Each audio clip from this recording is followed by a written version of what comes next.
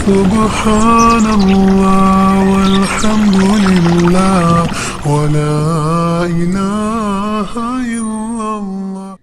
قل هل يستوي الذين يعلمون والذين لا يعلمون إنما يتذكر أولو الألباب. بسم الله الرحمن الرحيم. الحمد لله والصلاة والسلام على رسول الله. اما بعد، امید دے چې طلاب کرام با فعل ماضی معلوم او ماضی مجهول گردانونه او صيغې زده کړې وي او دا هغې به ښه تکرار هم کړی. د صيغو د یادولو نښه دا ده چې استاد کله هم په دې 14 صيغو کې هر یو صيغه تپوس وکړي چې د طالب د ژبې په سر باندې جواب پروت وي او صحیح ترتیب سره زده کړي. نن درس کې منګه بل څیز زده کوو او دام 12 اقسامو کې راځي. مخکې موږ ویلو چې عرب د هر مصدر نه 12 څیزونه جوړوي، یو ماضي نو بل مضارع. نو نن د مضارع معنا لغوي اصطلاحي او څنګه جوړیږي او د دې صيغې دا زده کوو. د دې سبق حاصله واوره چې اولنۍ نقطه خدا ده چې په عربي زبان کې د حال او مستقبل لپاره یو صيغه ده، یعنی داسې نشته دی لکه نورو زبانونو کې چې موجوده زمانې لپاره یو لفظ وي او د راتلونکي زمانې لپاره بل لفظ وي. لکه اردو به واخلو، موجوده زمانه کې وہ جاتا ہے او راتلونکي دپاره وہ جائے گا. بیلې بیلې صيغې دي، لیکن عربي زبان کې د دواړو دپاره یو صيغه راځي او البته فرق شته دی. د فرق دپاره نښه شته چې که موږ وواړو چې د فعل مضارع صيغه صرف په حال باندې دلیل شي نو هم نښه شته، او که صرف په مستقبل باندې راتلونکي زمانه باندې دلالت کوي نو هم د هغې علامه شته. خو دا مې صرف دې دپاره ویل چې د نورو زبانونو سره فرق دغه دی چې هغوی کې د حال لپاره جدا لفظ وي، د مستقبل راتلونکي دپاره جدا لفظ وي. عربی کې دا دواړه یو دي او فرق به په نښو علامو سره کوو. نو اوس راشي فعل مضارع. مضارع په لغت کې مشابه ته وایي او فعل مضارع ته مضارع ځکه وایي چې دا مشابه دی د اسم فاعل سره او د دې دواړو ترمنځ به مناسبت شته چې هغه انشاء الله په میزان الصرف کې به راشي. هلته به پوره تفصیل باندې تاسو پوه شئ. او فعل مضارع په اصطلاح د علم صرف کې هغه فعل دی چې دلالت کوي د واقع کېدلو د کار په موجوده یا راتلونکي زمانه کې. فعل مضارع هغه فعل دی چې دلالت کوي په واقع کېدو د کار په موجوده یا راتلونکي زمانه کې. مثلا زه پښتو کې ویم هغه لوستل کوي، یعنی اوس یې کوي، دا هم په مضارع کې دی. او هغه به لوستل وکي، راتلونکي زمانه کې به وکي، دا هم فعل مضارع کې داخل دی. بیا دې نه پس دویم نمبر خبره چې فعل مضارع د چا نه جوړ شوی دی. دا اصل کې د دینه د پاسه یو بل کتاب دی میزان الصرف کې دا طریقې خې، خو موږ ستاسو د ذهن نه صرف دې دپاره تیرو چې تاسو اشنا شئ د دې علم سره.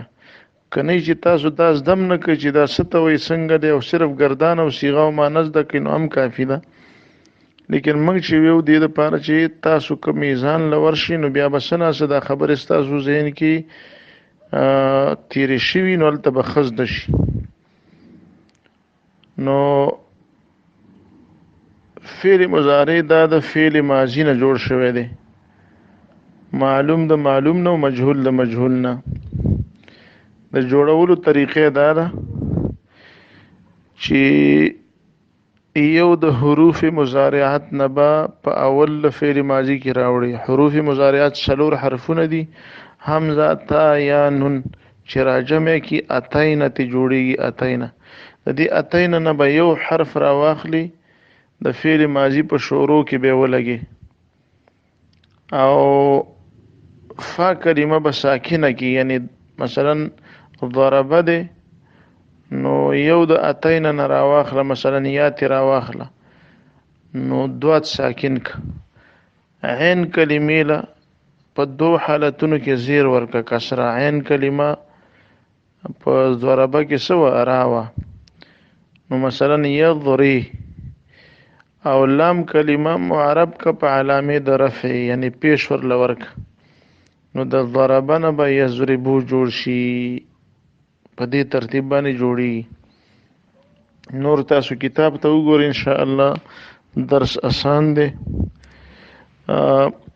بدن پوه شه که مضارع را نیز 14 صیغه است، چې مضارع دپاره هم 14 صیغې دي. بر قیاس ماضی معلوم، په شان د ماضی معلوم. فرمای فعل مضارع معلوم صرف کبیر لوی گردان. فعل مضارع معلوم خو تاسو پیژندلی دی چې د دې فعل نسبت چاته شوی وي هغه معلوم وي، یعنی دا فعل دا کار چې چا کړی وي هغه کوونکی معلوم وي. نو اول خو به گردان ذهن نشین کوي ښه ټیټ. یضرب یضربان یضربون، تضرب تضربان، یضربن تضرب تضربان، تضربون تضربین، تضربان تضربن، اضربو نضربو. دا به ټیټ یاد کوي. دینه پس به د هرې صیغې معنی ته واقع د کتاب کې هم ګورئ همداسې هم یاده کوي. یضربو میزند یا خواهد زد. میزند وهل کوي، یا خواهد زد یا به وهل وکي. وهل کوي یا به وکي. کوي د حال سره لګي او یا به وکي د راتلونکي زمانې سره. آن یک مرد هغه یو سړی در زمانه حال یا استقبال په زمانه موجوده یا راتلونکي کې. صیغه واحد مذکر غائب فعل مضارع معلوم. دا به په مغه ترتیب وي. یضربان میزند یا خواهن زد آن دو مردان. وهل کوي یا به وکي هغه 2 سړي په زمانه موجوده یا راتلونکي. صيغه تثنیه مذکر غائبین فعل مضارع معلوم. یضربون وهل کوي یا به وکي هغه ټول سړي په زمانه موجوده یا راتلونکي کې. صيغه جمع مذکر غائبین فعل مضارع معلوم. تضرب میزند یا خواهد زد آن یک زن. وهل کوي یا به وکي هغه یوه ښځه په زمانه موجوده یا راتلونکي کې. صيغه واحده مؤنث غائبه فعل مضارع معلوم. تضربان میزنن یا خواهن زدان 2 زنان. وهل کوي یا به وکي هغه 2 ښځې. صيغه تثنیه مؤنث غائبتین په زمانه موجوده یا راتلونکي کې. صيغه تثنیه مؤنث غائبتین فعل مضارع معلوم. یضربن میزنن یا خواهن زد آن همه زنان. وهل کوي یا به وکي هغه ټولې ښځې په زمانه موجوده یا راتلونکي کې. صيغه جمع مؤنث غائبات فعل مضارع معلوم. تضرب میزن یا خواهی زد تو یک مرد. وهل کوي یا به وکي ته یو سړی په زمانه موجوده یا راتلونکي کې. صيغه جمع مؤنث صيغه واحد مؤنث مخاطب. دا تو یک مرد صيغه واحد مذکر مخاطب فعل مضارع معلوم. تضربان میزن یا خواهد زد شما 2 مردان. وهل کوي یا به وکي تاسو 2 سړي په زمانه حال استقبال کې. صيغه تثنیه مذکر مخاطبین فعل مضارع معلوم. تضربون میزن یا خواهد زد شما هم مردان. وهل کوي یا به وکي تاسو ټول سړي په زمانه موجوده یا راتلونکي کې. صيغه جمع مذکر مخاطبین تضربین میزنی یا خواهی زد تو یک زن وهل کې یا به وکې تی و ښځه په زمانه حال استقبال کې صيغه واحده مؤنثه مخاطبه فعل مضارع معلوم تضربان میزنید یا خواهد زد شما دو زنان وهل کوي یا به وکې تاسو دوه ښځې په زمانه موجوده یا راتلونکي کې صيغه تثنیه مؤنث مخاطبتين فعل مضارع معلوم تضربنا میزنید یا خواهد زد شما همه زنان وهل کوي یا به وکې تاسو ټول ښځې په زمانه راتلونکي کې حال یا استقبال کې صيغه جمع مؤنث مخاطبات فعل مضارع معلوم اضرب میزنم یا خواهم زد وهل کوم یا به وکم من یک مرد